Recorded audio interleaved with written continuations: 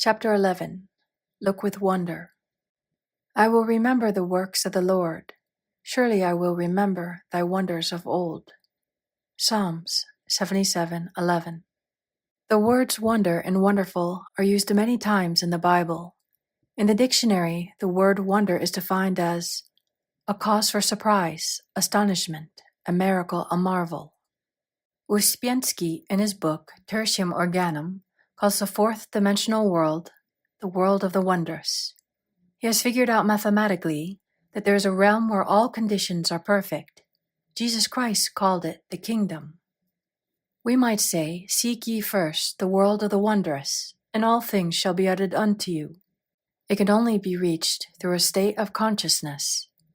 Jesus Christ said, to enter the kingdom, we must become as a little child. Children are continually in a state of joy and wonder. The future holds promises of mysterious good. Anything can happen overnight. Robert Louis Stevenson, in A Child's Garden of Verses, says, the world is so full of a number of things. I'm sure we should all be as happy as kings. So let us look with wonder at that which is before us. That statement was given me a number of years ago. I mention it in my book, The Game of Life and How to Play It. I had missed an opportunity and felt that I should have been more awake to my good. The next day, I took the statement early in the morning. I look with wonder at that which is before me. At noon, the phone rang, and the proposition was put to me again. This time I grasped it. I did indeed look with wonder, for I never expected the opportunity to come to me again. A friend in one of my meetings said the other day that this statement has brought her wonderful results. It fills the consciousness with happy expectancy. Children are filled with happy expectancy until grown-up people and unhappy experiences bring them out of the world of the wondrous. Let us look back and remember some of the gloomy ideas which were given us. Eat the speckled apple first. Don't expect too much, then you won't be disappointed. You can't have everything in this life. Childhood is your happiest time. No one knows what the future will bring. What a start in life. These are some of the impressions I picked up in early childhood. At the age of 6, I had a great sense of responsibility. Instead of looking with wonder at that which was before me, I looked with fear and suspicion. I feel much younger now than I did when I was 6. I have an early photograph taken about that time grasping a flower, but with a careworn and hopeless expression.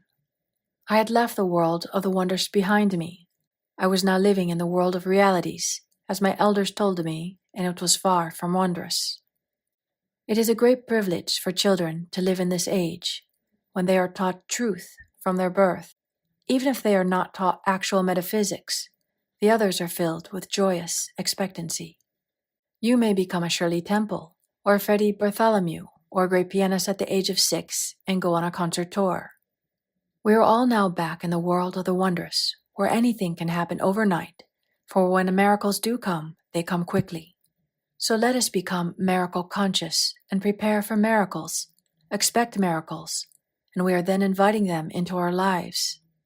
Maybe you need a financial miracle. There is a supply for every demand. Through active faith, the word and intuition, we release this invisible supply. I will give an example. One of my students found herself almost without funds. She needed $1,000, and she had had plenty of money at one time and beautiful possessions, but had nothing left but an ermine wrap. No fur dealer would give her much for it. I spoke the word that it would be sold to the right person for the right price, or that the supply would come in some other way. It was necessary that the money manifest at once. It was no time to worry or reason. She was on the street making her affirmations. It was a stormy day. She said to herself, I'm going to show active faith in my invisible supply by taking a taxi cab. It was a very strong hunch. As she got out of the taxi at her destination, a woman stood waiting to get in. It was an old friend, a very, very kind friend. It was the first time in her life she had ever taken a taxi, but her Rolls-Royce was out of commission that afternoon. They talked, and my friend told her about the ermine wrap. Why, her friend said, I will give you $1,000 for it, and that afternoon she had the check. God's ways are ingenious. His methods are sure. A student wrote me the other day that she was using the statement, God's ways are ingenious. His methods are sure. A series of unexpected contacts brought about a situation she had been desiring. She looked with wonder at the working of the law. Our demonstrations usually come within a split second. All is timed with amazing accuracy and divine mind. My student left the taxi just as her friend stopped to enter. A second later, she would have hailed another taxi. Man's part is to be wide awake to his leads and hunches, for on the magic path of intuition is all that he desires or requires. In Moulton's Modern Reader's Bible, the Book of Psalms is recognized as the perfection of lyric poetry. The musical meditation, which is the essence of lyrics, can find no higher field than the devout spirit, who at once raises itself to the service of God and overflows on the various sides of active and contemplative life. The Psalms are also human documents, and I have selected the 77th Psalm because it gives a picture of a man in despair. But as he contemplates the wonders of God, faith and assurance are restored to him. I cried unto God with my voice, even unto God with my voice, and he gave ear unto me. In the day of my trouble I sought the Lord. My soul refused to be comforted. Will the Lord cast off forever? And will he be favorable no more? Hath God forgotten to be gracious? Hath he in anger shut up his tender mercies? And I said, This is my infirmity, but I will remember the years of the right hand of the Most High. I will meditate also of all thy work and talk of thy doings. Thy way, O God, is in the sanctuary, who is so great a God as our God. Thou art the God that doest wonders. Thou hast with thine arm redeemed thy people. This is a picture of what the average truth student goes through when confronted with a problem. He is assailed by the thoughts of doubt, fear, and despair. Then some statement of truth will flash into his consciousness. God's ways are ingenious. His methods are sure. He remembers other difficulties which have been overcome. His confidence in God returns. He thinks, what God has done before, he will do for me and more. I was talking to a friend not long ago who said, I would be pretty dumb if I didn't believe God could solve my problem. So many times before, wonderful things have come to me. I know they will come again. So the summing up of the 77th Psalm is, what God has done before, he now does for me and more. It is a good thing to say when you think of your past success, happiness, or wealth. All loss comes from your own vain imaginings. Fear of loss crept into your consciousness. You carried burdens and fought battles. You reasoned instead of sticking to the magic path of intuition. But in the twinkling of an eye, all will be restored to you. For as they say in the East, what Allah has given cannot be diminished.